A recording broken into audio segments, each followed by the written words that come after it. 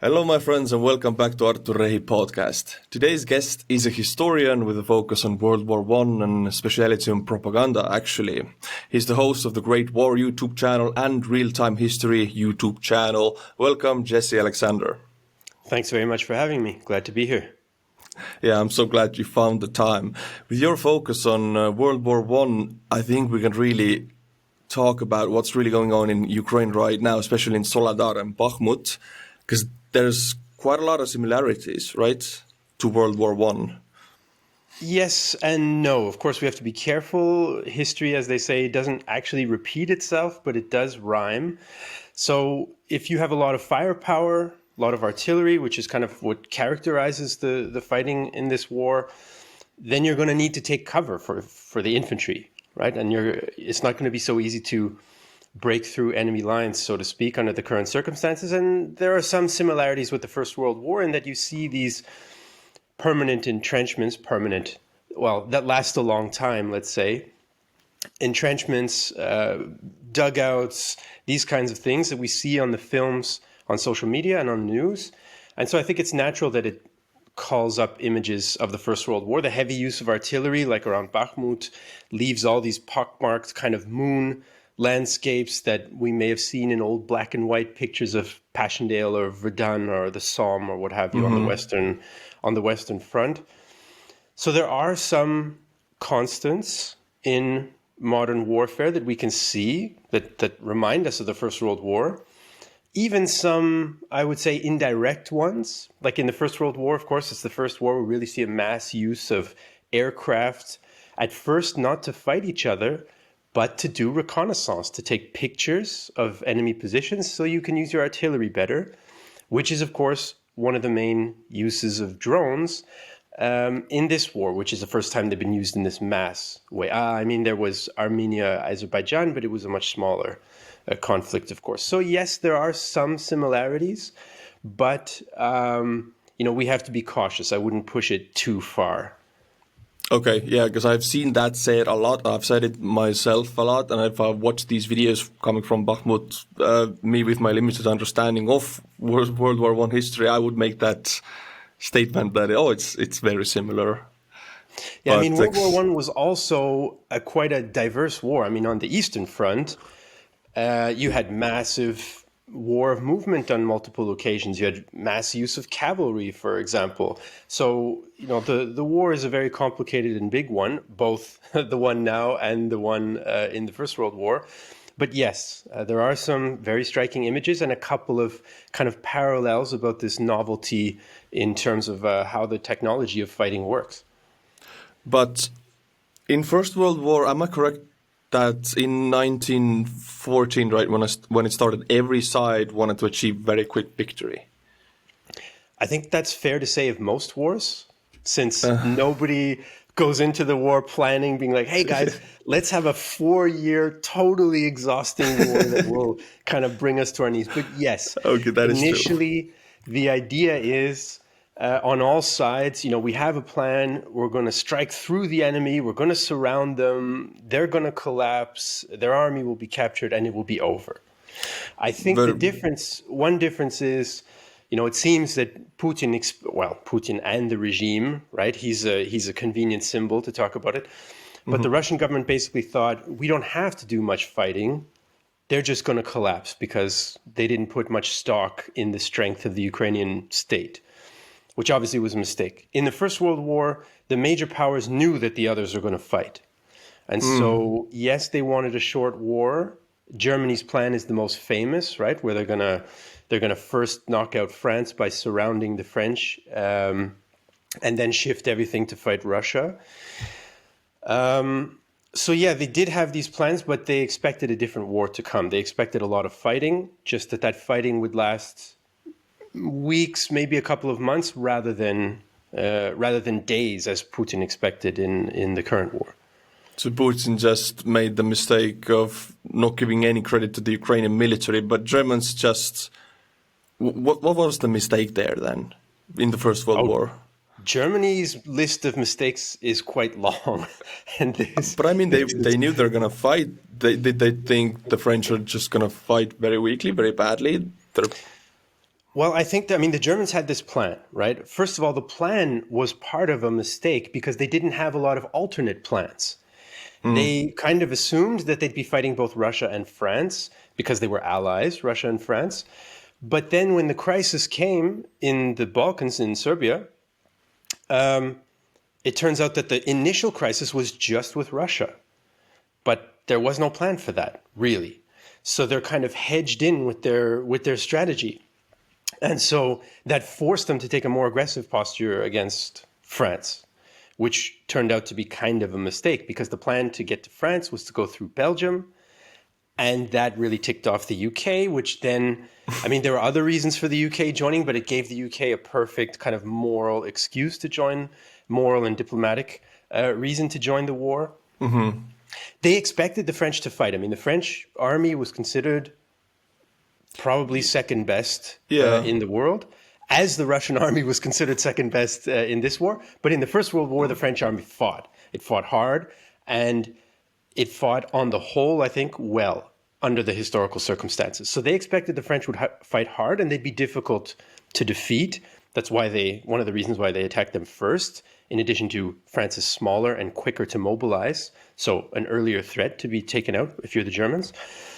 The Germans just thought, we know that we're stronger than France, and we think our plan will allow us to knock them out, even if they're a formidable fighting force. Okay.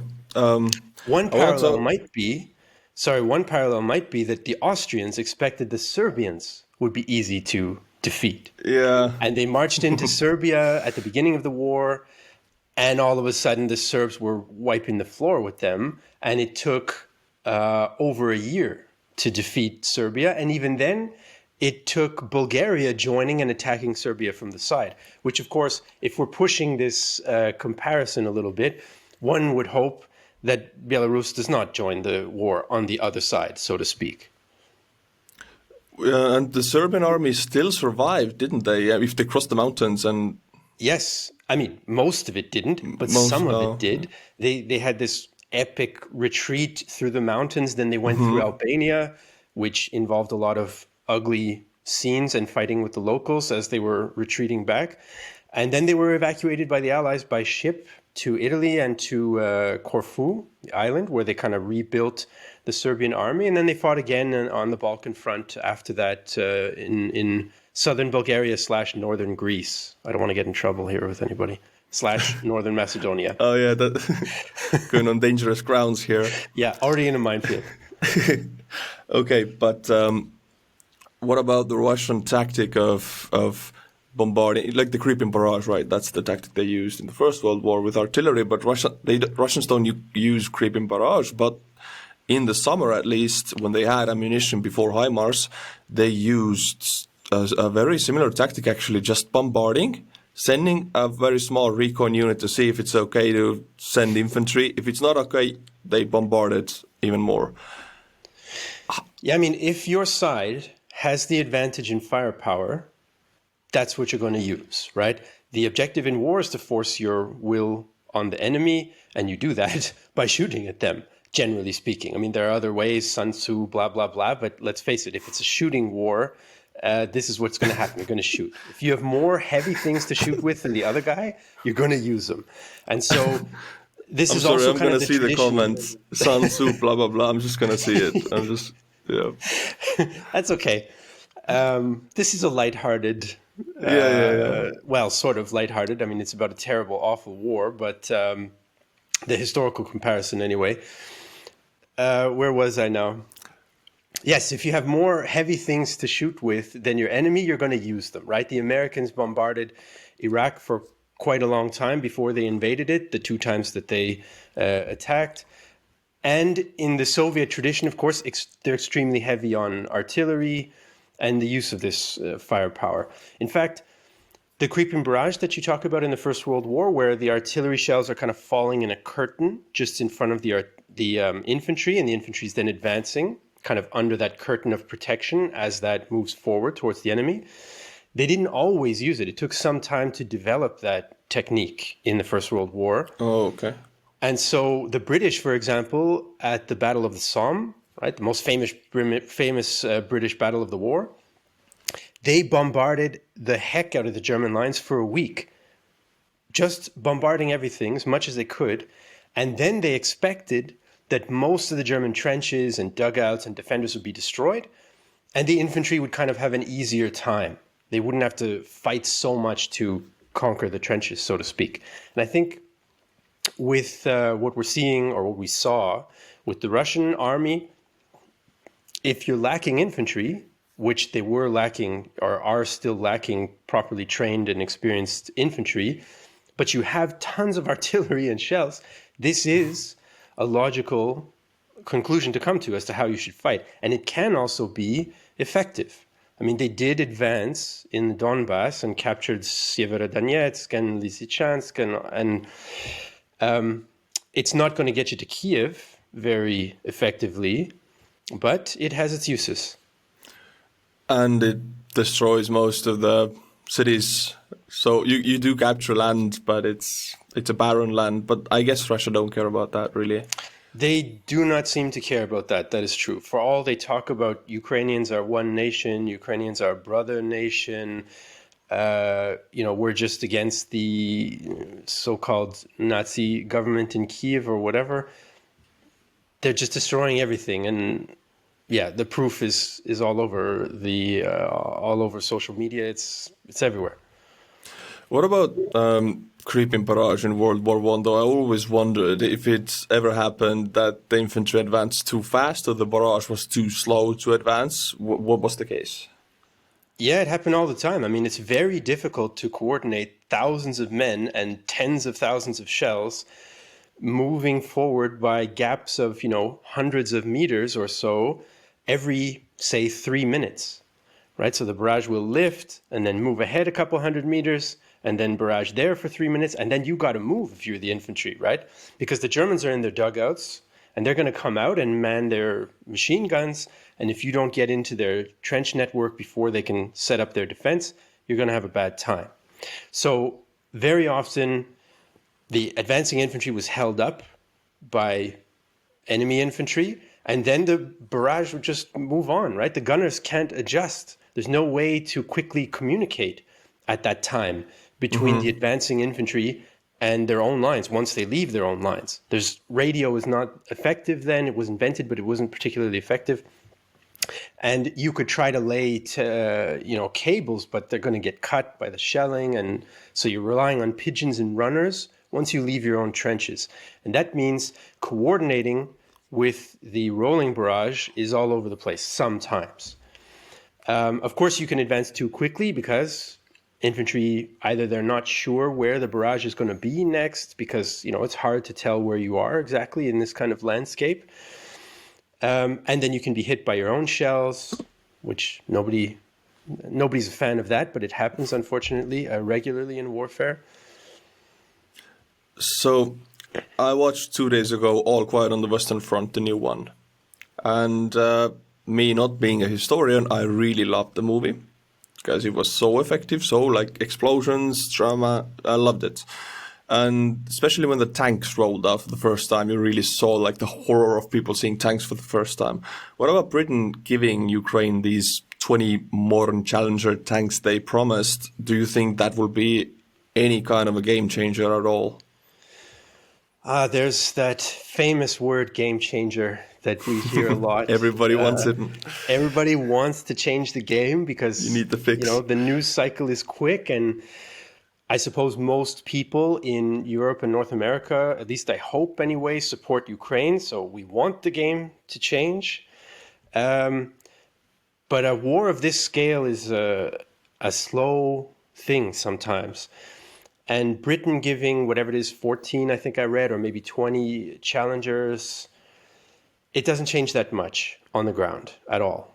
It's a political symbol. It's an important one because they, along with the French who donated these light tanks, the AMX light tanks, wheeled tanks, if you will, it's an important kind of psychological step because obviously the NATO countries were worried about should they give main battle tanks, should they not? Will that provoke the Russians to nuclear escalation? My opinion is probably not, and we should give them a whole boatload of tanks to end this as soon as possible. And if the Russians are going to use tactical nukes, there's, it's not anything that NATO does. Well, it's not anything. It could be something, but it's not introducing more vehicles that's gonna tip the scale. So I'm in favor of heavy weapons deliveries, even though these challenges are not really going to change much. It's a political thing. What can change something, I think, in the longer term, is if the U.S. delivers more Bradleys, right? The fighting vehicles. They've announced, I think, 40 or 50, but I hope and I think that that's just sort of the first wave to train, to test, to have a combat test, and then to start delivering more. And of course, if Germany gets off its sweet behind, I'm trying to be nice here for YouTube, and allows other countries, if it's not willing itself, to deliver Leopard 2s, because there are many more Leopard 2s available for delivery to Ukraine than there are Challengers. In the very short term, it's a logistical nightmare for Ukraine, right? They're now operating Lord knows how many different systems. And this is a huge logistical problem. I was just saying to a friend yesterday, in some ways, it reminds me of the situation with the German army when they conquered most of Europe. They were very, very short on motorized transport, trucks and things like that.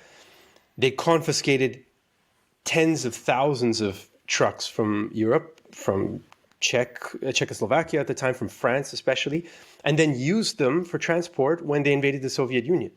But they had like 80 designs of truck. And Lord knows the Germans had the problem of designing too many different types of military vehicles anyway. So their logistics in the Soviet Union were a complete mess, not only because of the terrain, but because of the mix of equipment that they had. And any army that has this kind of mix or hand-me-down equipment is going to face that problem. And man, I wouldn't want to be a Ukrainian logistician at the moment, because you're going to have to abandon some of it or ship it all the way back to Europe, which they are doing. So it's a bit complicated, not a game changer for the Challengers, but I hope a sign of good things to come. Yeah, I think a lot viewers don't really understand. Like, they're really happy, and I'm really happy if these things are sent and it's a political statement, as you said. But it all needs workshops, actually. And if the British send the tanks, they gotta open a workshop in Poland or Czech or whatever neighboring country. It has to happen. You gotta open in like a factory almost. So otherwise, these tanks cannot run, and they don't talk about that really. And you have to stock that factory with the right spare parts. Mm-hmm. And you have to either train the Polish mechanics to work on them or bring British ones, which costs time and money. And you need to get that tank from the place where it breaks down or is knocked out in eastern or southern Ukraine on a train and get it back to, for example, Poland to be repaired. And then when it's repaired, you got to get it back to the unit. And if there are only 14 or 20 of them and, 7 are knocked out or 7 break down, then you have a unit that is not as usable, right? So logistics for Ukraine right now are a bit of a nightmare. I imagine if there can be like Ukrainian tank battalions, they have tank companies, right? And in a company, half of the tanks are Ukrainian, half of the tanks are Polish. Polish Soviet tanks. Yeah, that's a bit of a nightmare. I mean, I don't know exactly how they're managing with this on the ground. Obviously, they're using the Western equipment and they're using it as effectively as they can. But long term, we need to see a clear transition. Long term, I say long term. I don't want the war to last, obviously. Mm-hmm. But for whatever time it does last, I think we need to see a transition to a more uniform assistance. So either they say, okay, look, the heavy tank that's coming from NATO countries is going to be the Leopard 2, and we're going to give 300 Leopard 2s from a consortium of Spain and Germany and Finland and whoever, and then we're going to have the Leopard 2 workshops repairing them full time. Mm-hmm. Yeah. And alongside that, you're going to have the, let's say 3 or 4 types of Western artillery. It's already enough, right? and so on. And you're going to have the Bradley fighting vehicles. Martyrs, now Germany gave some Martyrs as well. Let's see how that plans out. If you have 2 fighting vehicles, I guess, that's better than 3 or 4. You see what I mean? Yeah, I mean, yes, infantry fighting vehicles, technically, they only have 2 Western ones, but they use every armored vehicle they get from the West as an infantry fighting vehicle anyway, so. And they use pickup trucks with, heavy machine guns mounted on the back and stuff like that. They use delivery vans with rockets mounted on the back. So, there's still an extreme need, both for more weapons and for fewer weapon systems to be in use at one time, I think. Yeah, I see people's eyes lighting up like, oh, if they only would have Abrams, or they only would have this OG tank technology. It's really not like that. You can't have 10 kind of different tanks. Like you said, 300 Leopards, you wouldn't even need the Challenger. Just make a deal. Forget the 14 Challengers. Thank Prime Minister Sunak for the political decision. Exactly. Which maybe will inspire Germany now or pressure Germany, however you want to see it. And but yeah, you can put one of them in a museum after the war in Kiev. And why we're talking about the Leopards is because Germany's Rheinmetall is making them, right? And they are like... Rheinmetall makes a part of them. They make, I think, now I'm no weapons expert here, but I think they make certain components like the gun and so on. But there's another company that makes the hull and the turret. So they're the primary producer. Unfortunately, I forget the name now. It's going to come to me afterwards. My expertise is mostly 100 years ago, right? But what Rheinmetall can do is put older weapon system, older tanks that are in storage, they can put them into usable condition. And they're waiting for the word, according to Rheinmetall, they're waiting for the word from the German government to be able to do that, which the word has not yet come. Now, this week, as of the time we're recording this, Germany's defense minister has expressed her wish to resign, but there's no new defense minister that's been named. And there's the big meeting at the Ramstein base on, I think, Friday, the 20th of January. So let's see if there's some news by then. Obviously, I really hope so. There's something about German bureaucracy or decision-making that is so slow and so thorough that it makes so much time. There's also something about German political culture that makes this crisis extremely difficult for them to deal with, right? They've developed a certain, I would say, a bit of a different attitude towards, weapons and conflict than most other Western countries because of their history and how that impacted then their political culture. And they have certain elements in certain parties, in 3 of their parties, right? The far left party, the Social Democrats, and then the far right party, who are, I would say, in a way being hindered by old ideological kind of commitments to what they feel is, peace. Weapons are bad. We shouldn't have weapons, and peace never comes from weapons and stuff. Unfortunately, that was it makes sense that these thoughts developed, at least on the left side of the spectrum. The right-hand side is another thing, very Russia-friendly and so on, and that's another kettle of fish.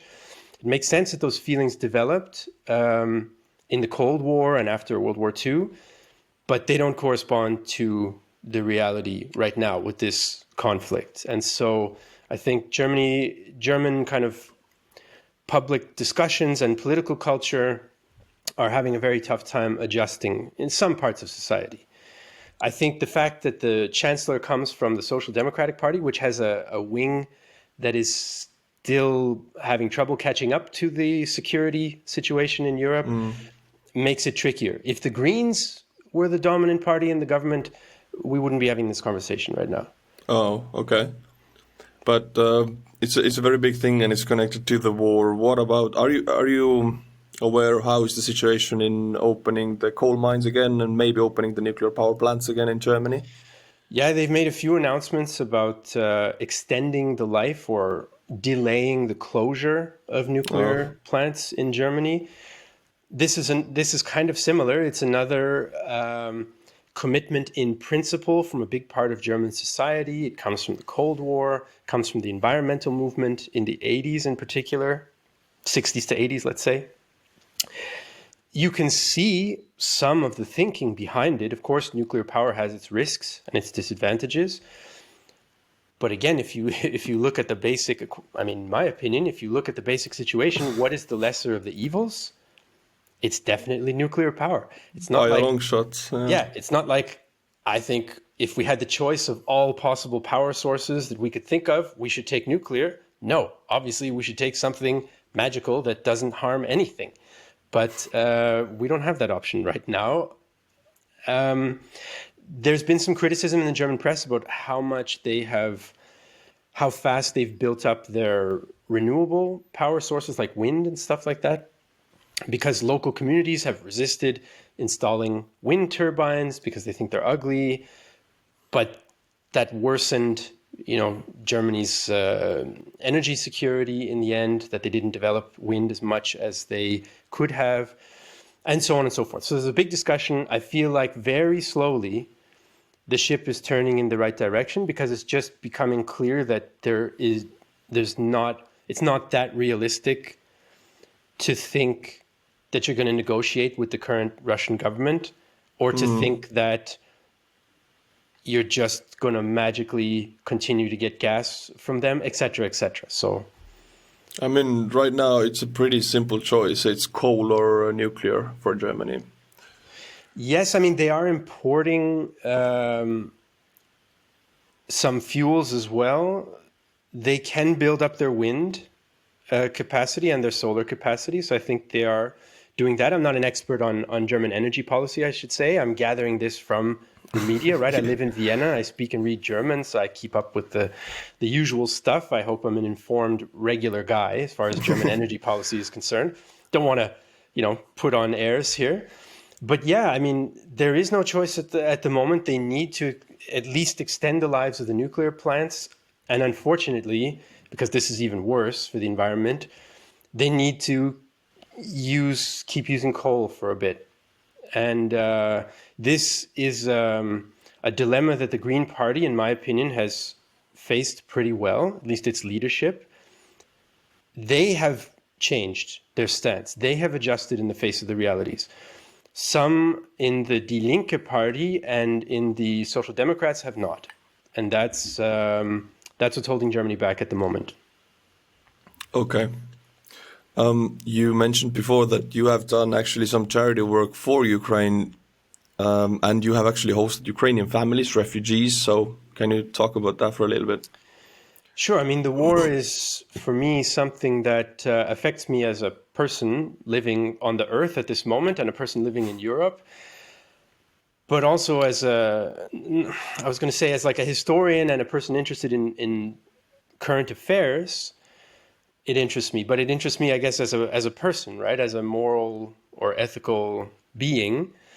And so I felt the need to do what I could, which unfortunately isn't much. I wish I had 200 billion in the bank like Elon Musk did last year before he bought Twitter and tanked Tesla and stuff. Then I can tell you every privately owned tank in the world. So salty. And why not? I can tell you that, we have some flickering on our screen. I don't know if it's just mine or if it's yours also. You can edit that out. I don't have it's any. gone now. Okay. Okay. Elon Musk listened and he didn't like that. Yeah, both of our images were flickering there. Anyway, if I had unlimited means, obviously every privately available armored vehicle in the world would be in a ship on the way to Ukraine right now, courtesy of me. But that's not the case. I'm like most of the people watching out there, most of your viewers. I don't have that kind of money. So I decided to try to do what I could, just like millions of other people in Ukraine and in Europe and in Canada and the US as well, who've taken in refugees. I live in Vienna, so there was a big rush of refugees the first few months of the war in particular. And so basically I gave over my apartment, stayed at my girlfriend's place, and let different families stay here for a few days or a couple of weeks until they were able to find something more permanent or longer term, so they could stay. And I started volunteering with a charity here in Vienna, a charity that's run by Ukrainians but based in Vienna, and they coordinate humanitarian aid and send it to Ukraine. So they've raised funds to buy a bunch of ambulances. I took the lead on one ambulance fundraising campaign, so then we managed to deliver. I think they've delivered 12 ambulances so far, Okay. one of which I drove to Lviv to deliver to the humanitarian and medical wing of the armed forces. And they deliver all sorts of medical aid as well, medic kits, and they had stuff for power outages, warm sleeping bags, all the generators. So I'm still involved with them regularly, go and load trucks, unload trucks, all that kind of stuff. To me, it's also Ukraine is the name of the charity, right? Yeah, it's Ukraine, YO Ukraine.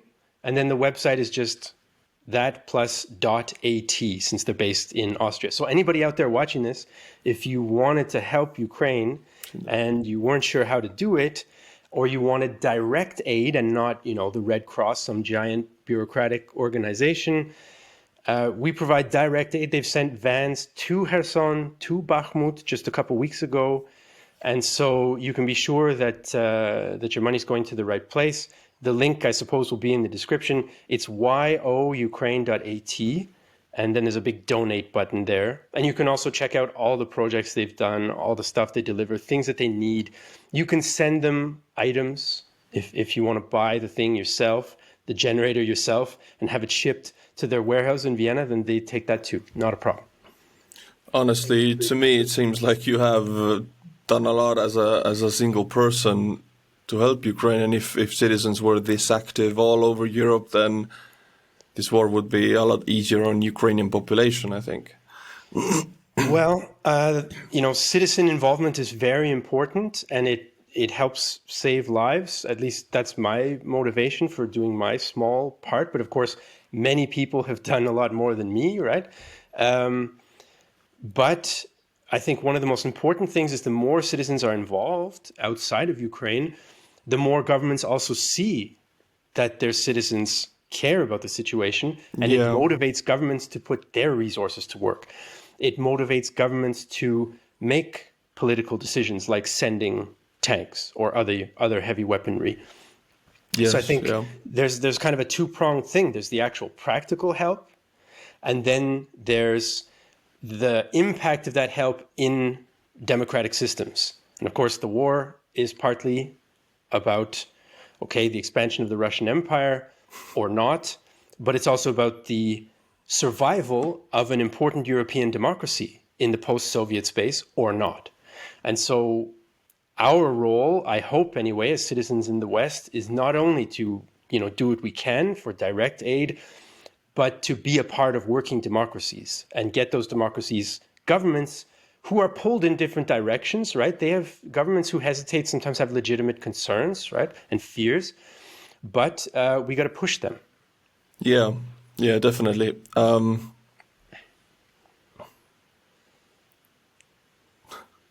blanked. The COVID kicked in. Sorry, man. It's my answers are just unbelievably complete and concise, and then you're like, they are.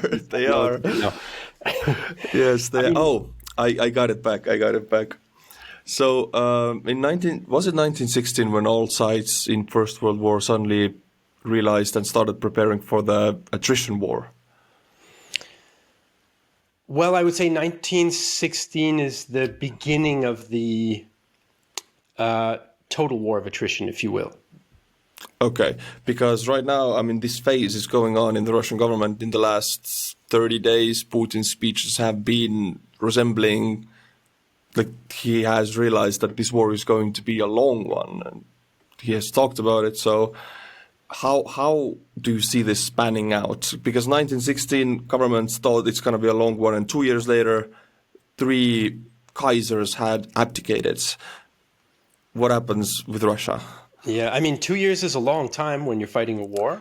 And if the Allied governments, well, actually all governments, of course, of the Central Powers as well, if they'd not geared up all their production, war production, and put the society on a war footing and so on, and mobilized all of the might of the state and the population, they started doing that in 1915, but it really hit its full swing in 1916. Germany delayed doing that in World War II until 1943, actually. But if the governments had not done that in the First World War, if whichever side doesn't do that's going to lose, basically, right? So in the case of the current war, it's a bit different because there's quite a difference in resources between the two countries that are fighting each other, right? Ukraine has no way to marshal and mobilize its resources the same way that Russia does, because half those resources, industrial, have been destroyed already. And the country in the first place had far fewer resources at its disposal than Russia. Now, yes, Russia is kind of hamstrung by corruption. It's hamstrung by the fact that after the collapse of the Soviet Union, its industries kind of degraded in some of their capabilities. They can't produce a lot of the things that they need. They were importing them, oftentimes, if they were advanced enough technologies, from the West, which is obviously quite unfortunate. But nonetheless, Russia is a massive state. It is still a powerful state. I think a lot of people maybe lose sight of the danger of how powerful Russia can still become in spite of their relatively poor performance for a superpower in this war. The state has a lot of resources. And with time, more and more of those resources are going to make themselves felt on the front lines. So I feel like we really need a systematic, long-term commitment to support Ukraine in a way that logistically and militarily makes sense to counter that, to keep up with that. Because if we take our foot off the gas, in 8 months, Russia's going to be more powerful on the front than it is today if we don't keep pace. And the Russians have decided, or the government has decided, yeah, this is going to be a war that lasts longer. And therefore, basically, we're mobilizing the industry. And I think behind the scenes, I suspect in NATO countries, there have been more long-term decisions taken and mobilization of certain aspects of industry than have been made public. But obviously, we're not close to the level of commitment in the war that Russia is. And we don't have to be at that level because Western resources dwarf those of Russia if you pool them together, right? Or even just the United States. But politically, we are not in the war. We are not fighting the war directly. So it means that we can't mobilize in the same way as though we were at war. We just need to mobilize enough and then some, I would say, which is, in my opinion, more than what we're doing right now. Weapon systems that are being donated to Ukraine, they can't be replaced as quickly as they're going to be used up, because it takes a long time to build these complex systems that we have. And most Western governments, their strategy was not, we're going to have a mass, long, intense conflict against another large power. No, the companies geared their industrial production and governments geared their procurement to, I'm not going to say like a bespoke production, but not a really efficient, cheaper mass production of large weapon systems. So that, like the French César mobile artillery, right? They're great. Or the German Panzerhaubitze 2000 mobile, they're great. But like they can't build them very fast. Yeah. It's just not possible. So we need to scale that up as much as reasonably possible, as fast as reasonably possible. I feel like we lost a lot of time so far. Yeah, that is true. And in the democratic societies, it's also a lot harder to gear society towards wartime industrial production, I think, than authoritarian regimes. Yeah, I think in the short term it is. once democracies get going, then I think their potential is more because more people have a stake in what the state is fighting for. And when there are mistakes or flaws in the system, they can be more easily recognized, discussed, and fixed in democracies. I'm not trying to say democracy is perfect, especially, democracies now are facing a lot of challenges in terms of political culture, in terms of the engagement of the citizenry and voters and confidence in the democratic system. It's all taken some hits in recent times, but still, I still think that even a partial mobilization of the democratic Western countries will be more than enough to help Ukraine do what it needs to do and win the war and protect itself. Yeah, I do agree. Last year was the very first year in Russia in the last, I think, 20 years when their budget was in deficit by the end of the year. This happens when your best gas customers are not your best gas customers anymore, and you don't make anything to export except gas and fertilizer. So, and even then, of course, there were exceptions, right? For fertilizer, there were exceptions for some kinds of oil for a while, and so on and so forth, and some kinds of gas. Obviously, for quite some time, it took a while. So, yeah, it's a bit complicated. I do feel, and I'm branching out now politically a little bit, but I'll try to keep it under control here. I do feel like because you said democracies have a harder time to motivate their population to kind of, make sacrifices and so on. I think that's true, but I think, we need to resolve or at least lessen a couple of the problems we're facing in Western democracies to make it possible to invest more in helping Ukraine. For example, we have this problem that there's inflation, and even before that, there was like a concentration of wealth, right? The richest kind of few people are getting richer more quickly than everybody else is not keeping up. And this is part of the crisis of confidence in democracy. If people feel like their quality of life is deteriorating, it's not going to inspire confidence in the system in which you live. So I feel like if governments can introduce some policies that will help regular people not feel like the system is keeping them down or the system is preventing them from having a better quality of life and chances to improve their lives, then they're more willing to say, well, yeah, it's on my list of priorities. Helping Ukraine can now be a bit higher because I can pay my rent and because I can envision a future for my kids, going to university or having a decent job or whatever. That, I think, is connected to the question. That is, maybe I'm dead wrong and people are very highly charged about this, but I feel like that's social democrats. I am a fan of some sort of social democracy because I don't feel like a ruthless kind of winner-take-all, dog-eat-dog capitalist system. I just don't think it works. And the closer you get to that, the more problems you have in your society. I actually think this is one of the tragedies, in a way, of Russian society is a quarter of people there live in poverty and don't have, running water and plumbing in their homes, but they have all these oligarchs, right? Now, yes, it's true that there are also kind of oligarchs in the West, and there are people who live in bad conditions because of poverty in the West. Absolutely, and that needs to be fixed. But the scale in Russia is unimaginable to most it's developed Western countries. And yet here they are pouring their resources into a war. And so, I'm not a fan of letting people suffer because, for the sake of, essentially for the sake of this ideological idea of a free market. There's no such thing as a totally free market.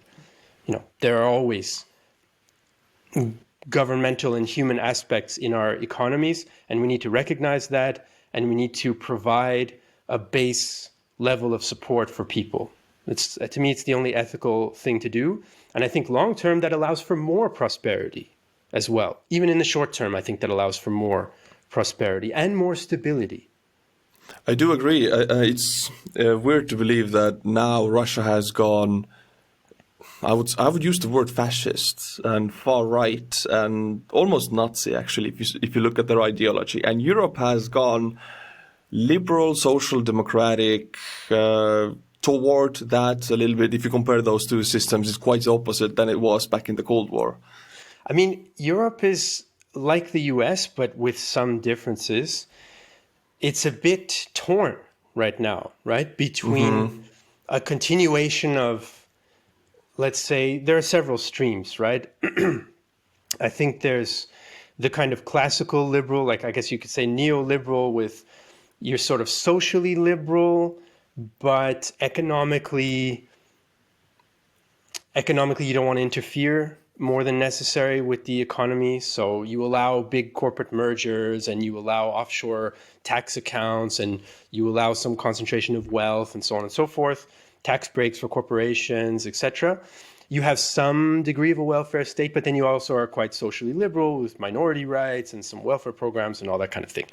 This is kind of the standard, I think, in most Central Western European countries for the past decades. What's happening now is the two ends of that are getting stronger, right? So you do have a backlash where you have the populist right and you have some pretty much fascist style. I don't want to get into the whole debate of whether it's the same fascism as in the 1930s and 40s. At least it's similar in some ways. I hope everybody can kind of agree on that. But it's similar in some ways. And you have those parties that are stronger now in most European countries than they were 20 years ago. They're stronger in Germany, they're stronger in Austria, they're stronger in France, and in Sweden, for example, and I'm leaving some out. They're the true Finns as well in your neighborhood. Yeah. So Europe is kind of politically divided, and obviously the pandemic made that worse. And Russia, though, at least there are many millions of Russians, of course, who have different values and who oppose what the government's doing. And I'm not trying to say that that's not the case. It is the case. I'm friends with some personally who have, suffered the consequences of their opposition to the war and so on.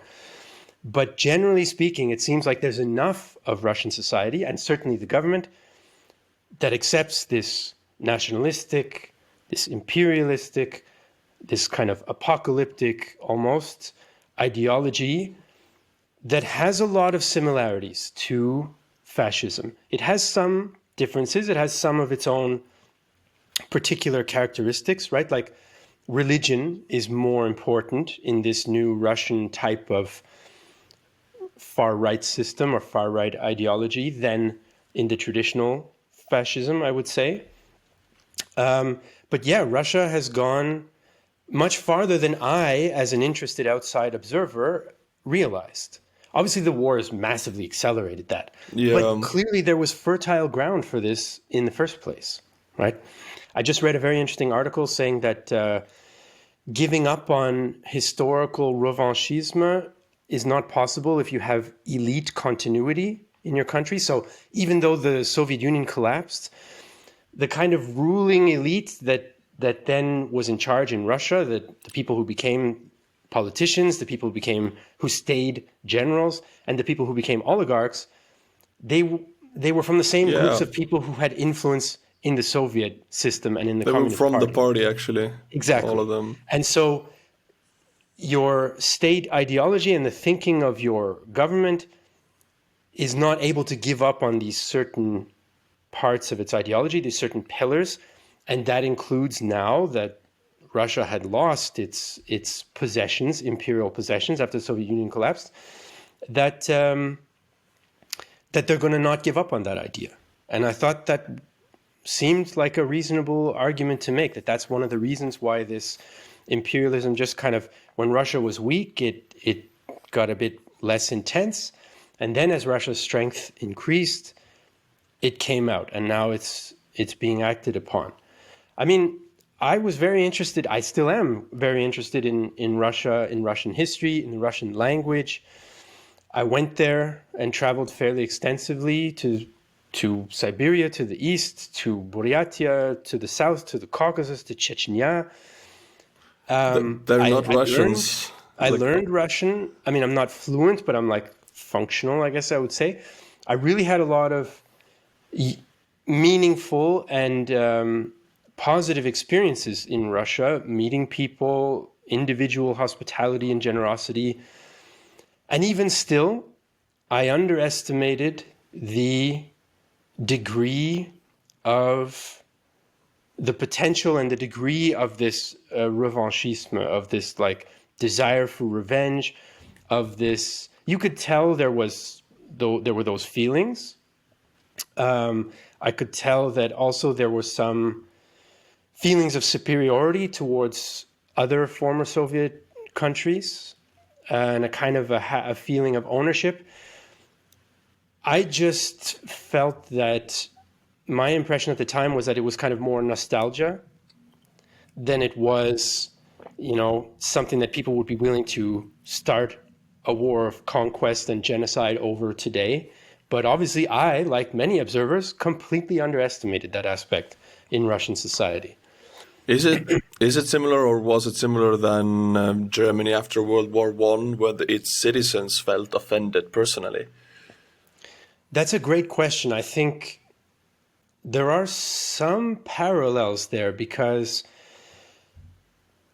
Germany felt like the Allies imposed an unjust peace on them. At least many Germans did. That's the official line of the government. Even the left-wing governments in Germany after World War I felt that way, not only the right wing. And I think it's fair to say most of the population probably felt that way, except for the far left. That's one time I agree with the far left, is Germany after World War I. But anyway, to some extent. Don't go crazy, people out there. I'm going to quote you now. Yeah, exactly, yeah. So yes, there's this idea that your country has been weakened, that your pride has been hurt, and that you're not at fault, that someone else is at fault for that. So Germans didn't accept the role that Germany had in starting World War I. Just like many Russians didn't accept that the Soviet Union collapsed partially, or even perhaps primarily, there are debates about this, because of the weakness and corruption and ineffectiveness of its own system. And also because of the desires of non-Russian people, or many of them, to not be in a Russian-dominated state anymore. And this is just something that quite a lot of Russians obviously were not able to accept. And it's part of the reason why this war has occurred. Yeah, I must agree with everything, yes. I mean, living in Estonia right now, going back to the far-right parties starting in Europe, right? We have this same party, as you said, the real Finns, the Perun or Perus, or how is it called? I don't remember. But it is scary to see it's elections coming up in Estonia. It's really scary to see their slogans. And they really sell it as Estonian nationalism, Estonian, you are a patriot if you pick us. But if you put those slogans next to the Russian ones right now, in Russia, the Единая Россия, the one party in Russia, they're similar. I don't know if they don't see it or if the people don't see it, but this party has 20% of the voters, and that scares the hell out of me. Yeah, it's a similar case in Austria with the FPÖ, the so-called Freedom Party, right? And I think this is, one of the ironies of nationalistic political movements is they all think they're special. Yeah. Even though, they're so similar in the way that they think and the political assumptions that they make to each other in many ways. Now, Russia is not the only country that has problems with extreme nationalism. It's not the only country that has problems dealing with ugly parts of its history, or even where many people refuse to deal with ugly parts of its history. It's not unique in that way. Estonia has problems with its history. How do you deal with the role of Estonia in World War II? How do you deal with the Estonian SS units and their role in World War II? Austria, Lord knows, has problems with its history. So does Canada, right, where I'm originally from, with the treatment of native peoples as one of the, as the biggest example, probably. A lot of people don't accept that. And so these are challenges that I think every society faces. Some do a better job than others. Obviously, it has taken an awful turn in Russia to extremism. And it's not like it's one component of society in a debate, or it's not like it's not officially recognized, but unofficially, there are compensations in society for problems with the past, or the education system does a better job of dealing with it, even though politicians can't admit to X, Y, or Z. There are ways on the spectrum you can be in terms of dealing with problematic history. Russia has gone off the end of the spectrum, basically. They're the victim. Everyone else is responsible for every problem. And there's no in between, and therefore they're justified in taking extreme measures, which is essentially committing genocide on your neighbor. I know people like that. But Russia is a huge country, so if I would imagine Russia as a person, they would be like this victim mentality person, but a huge jacked guy who is very aggressive, looking for a fight everywhere. It's a very scary person. Especially if you're next to him and you're not jacked. Estonia. I didn't want to say it out loud, but and we see this dynamic in the politics, right? Because all the countries that border Russia in Europe are in lockstep. Generally speaking, the governments see things the same way. Now, there's a fringe on the far right or the far left that might have different ideas about it. But in general, most of them are in lockstep. I think Czechia and Slovakia and Hungary and Romania are a little bit different, but the Baltics and Poland and Ukraine and Moldova... And Finland joined in. And Finland, Finland as well. And even then, like Sweden, Norway, who also... Norway has a border anyway with Russia. That tiny border. You can see it, tiny, but still. You can see the impact it has. They don't hesitate when it's time to do stuff and support Ukraine to the best of their abilities. Now, the Poles also have some problems with their political situation, in my opinion, at the moment, and with nationalism. But in this situation, it's black and white for them, and I understand that. It's not as black and white for the Germans, the French, the Italians, and the Spaniards, and the Canadians and the Americans. But I think that we need to take a page out of the Central Eastern Europeans' book and commit as much as is reasonably possible, and then add a little bit to that. I'm just making video about Poland rearming right now, and what the hell? And knowing European Union is fining them for anti-democratic procedures right now, daily millions of euros, and they're rearming like Nazi Germany in 39, 38. I don't know what to think about that. I mean, I'm not an expert on Poland. Again, I'm an amateur guy who's interested and knows a few things about history generally. But yes, I agree with Polish help for Ukraine 100%. And I'm very thankful that their government, for all the other things that I disagree with it about, is making this commitment to help Ukraine. I mean, the rearmament is dramatic. It's extreme. The numbers of heavy weapons, the fact that they're going to be able to produce the Korean stuff in Poland, it's really dramatic. And I mean, I can understand it in some way, because I guess they feel they can't rely on Germany as the most powerful NATO member the most powerful economy in NATO, let's say, and one of the most powerful militaries, even though they don't have nuclear weapons. And I would say maybe they even feel like they can't rely on the US, because obviously when the Republicans were in power in the last presidency, their commitment to NATO was not necessarily as rock solid as it had been previously and as it has been under the Democrats. So obviously Poland feels like they're a bit isolated if it comes to a fight with Russia. And so they've taken extreme measures. I really hope that they can maintain their democracy and fix some of the problems that have come up about the independence of the press, the independence of the courts.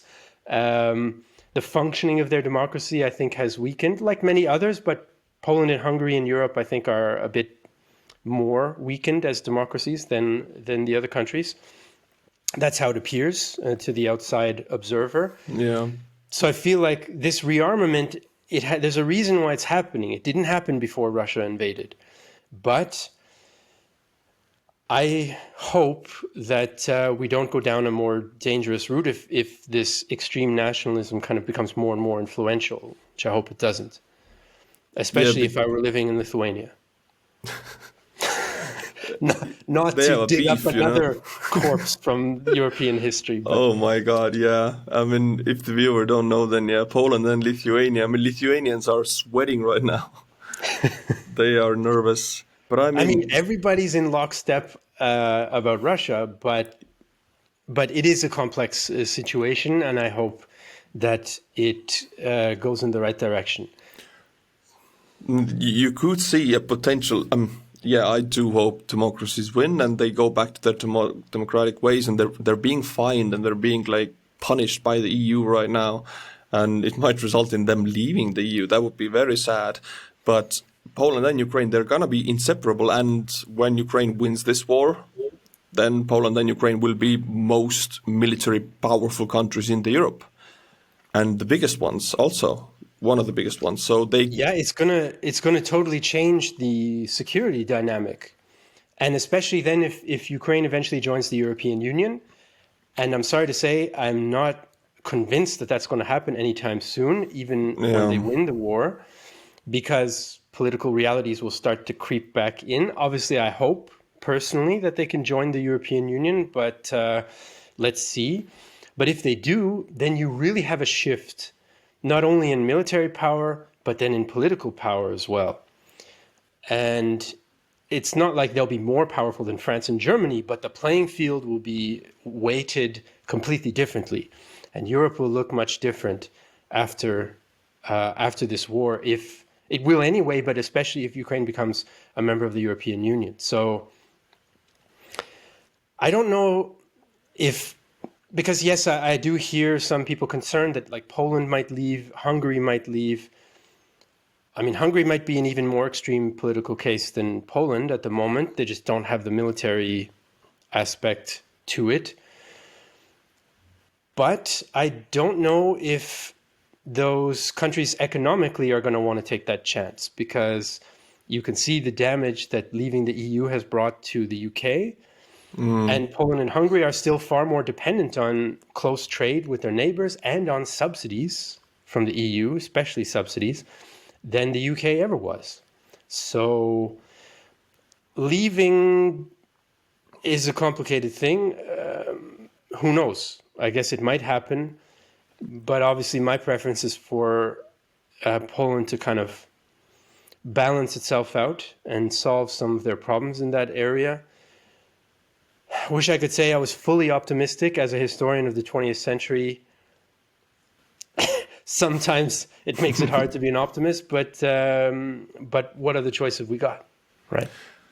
It's also scary that these right-wing parties, nationalist parties in Europe that are springing up in Estonia, for example, one of their promises last year or the year before was 2 years, 3 years, whatever it was, let's leave the EU. And of course they didn't win, and people don't want that mostly, but they are gaining traction and they want to leave the EU. Estonia is gaining so much. We're gaining most of our money, honestly, from the EU. We build schools, we build roads, we build hospitals, and they want to leave. So are they delusional, or I don't understand? Well, they say they want to leave. But then if they were in a position to implement that, the question is, would they actually do it? Or is it a useful political tool when it's not a realistic possibility? Oh, right. So okay. even within the Conservative Party in the UK, right, you had all sorts of people saying we should leave. But even the Prime Minister who called the referendum, Cameron, right, he didn't actually want them to leave. He just thought that the referendum would be a good tool to shut up the right wing of his own party. But then the campaign happened, misinformation happened, nationalistic, populist ideas happened, and it went The ball got another rolling. direction, right? And many of the conservatives didn't want it to happen, and it still happened. So the point is, it was a useful political tool without many of them actually wanting it in practice. And I think that might be the case with some right-wing parties in Europe. I mean, the EU has a lot of flaws as an institution. I absolutely understand many people's frustration with, Brussels and the bureaucrats of Brussels, blah, blah. Yes, there are many problems. It needs to be reformed in many ways. I feel some of those problems as a person living in Europe, even though I'm not a citizen of a European country. But it has brought massive benefits as well. And we can't throw the baby out with the bathwater. It needs to be reformed. It needs to be improved. But I don't think it needs to be broken up, in my opinion. Oh yeah, definitely. It's in the Baltic states. Honestly, we don't have much. We don't have anything. We have fish, and we have some sand and some wood. That's it. Everything else came from Russia. Now it comes from the EU or whoever wants to ship it here. So anyone saying here that the EU is bad and they're globalists and they're liberal, this and that. I mean, we're fully dependent as a country from the EU, and I think it's one of the best things to have ever happened to Estonia. So I really feel agitated when I hear this. Yeah, I mean, it's not an eternal, unchanging Satan, right? I mean, it's a human institution. Yeah. Human institutions can be reformed, can be changed. Human institutions usually, if they're created under reasonable circumstances, have flaws and have negative impacts and have strengths and have positive impacts. And then we weigh those and see, where do we need to make reforms? How can we make them? Sometimes that's extremely difficult. Sometimes we can't make certain reforms for political reasons. But this kind of obsessive thinking about the EU as part of some, conspiracy I don't get on that bandwagon. Our society has lots of problems with too much influence for too few people, too much wealth in too few hands, political extremes, both right and left, getting stronger, weakening of some institutions in our society that are important for democracy. No question, all these are massive problems. The impact of climate change, the impact of let's say, irregular immigration or asylum seekers coming to Europe and so on. These are all extremely difficult problems. We need to find solutions. To be honest, I don't think the solution is there's some global conspiracy to keep down normal Europeans. And that, unfortunately, has become quite a popular idea. History is never that simple. There's never like one small group that can control the entire world. It just doesn't work that way. I can see some of my American viewers going crazy in the comments right now. I mean, it's very popular in USA to believe in those. I don't want to generalize now, but it's more popular in the US, I think, than in the EU, actually. No? I don't know, but it's fairly popular in Austria, for example. Oh, yeah. This I know, yeah. Yeah. I mean, we need to fix stuff. There are problems. There are people who are not acting, and there are groups of people who are not acting in the public interest as they should. Some of those are elected democratically, and some are not. They're parts of non-elected institutions, or they're, heads of big corporations or whatever. All this, in my opinion, is fixable with healthy democratic decisions in the interest of the majority of regular people. It's not going to be perfect. I'm still going to be frustrated with stuff until the day I die, whether it's tomorrow or in 50 years from now. But a crusade against a magical global conspiracy is not going to solve anything. It's very healthy to hear this, honestly, and the fact that let's not pretend that it's gonna be perfect. It's gonna be good. We're gonna live in magic land. No, it's gonna be fight till the end, but it's still better than what. Okay, lost my train of thought. Sorry. Even if life is a struggle, you know what? I remember, not to get all like overly intellectual here, but I tried to read some like classics of world literature, especially when I was younger, and kind of thought, I'm going to become super well read. I'm going to read Dostoevsky and I'm going to read Shakespeare on my own, right? Yeah. Oh. I didn't get that far with most Dostoevsky's, yeah. But some of the stuff stuck with me, and one of them is this French author who wrote a novel called La Peste, Albert Camus, philosophical kind of novelist, right? And this story is about a plague that strikes the world, and it's set, if I remember right, in Algeria. And this plague strikes, and everybody's dying, and there's a French doctor there. This is pre-independence Algeria. And the only thing I remember about the novel, now maybe somebody can correct me if I got this wrong in the comments, but is that one of the messages of the novel is that even if life is absurd, even if it's like pointless and there will be suffering and there will be death and we're all going to die, the world's going to end at some point, humanity will end at some point, the one thing that gives it meaning, that gives us all the motivation to carry on and to try to do good things, is helping others and doing something good.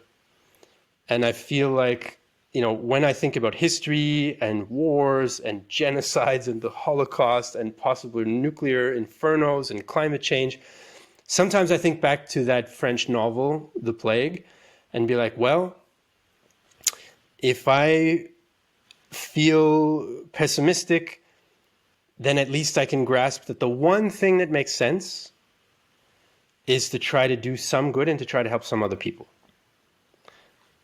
And I guess in a time of crisis, or polycrisis, as some people are calling the situation now, although that's a bit debatable, this is kind of one thing that does come to my mind. I felt like crap when the war started, like many other people. Mm-hmm. My girlfriend's from Ukraine and her mother's there.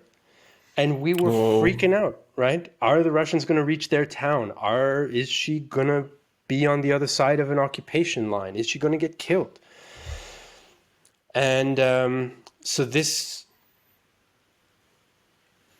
kind of negative feelings, the one thing that I try to use to fight them off is this principle.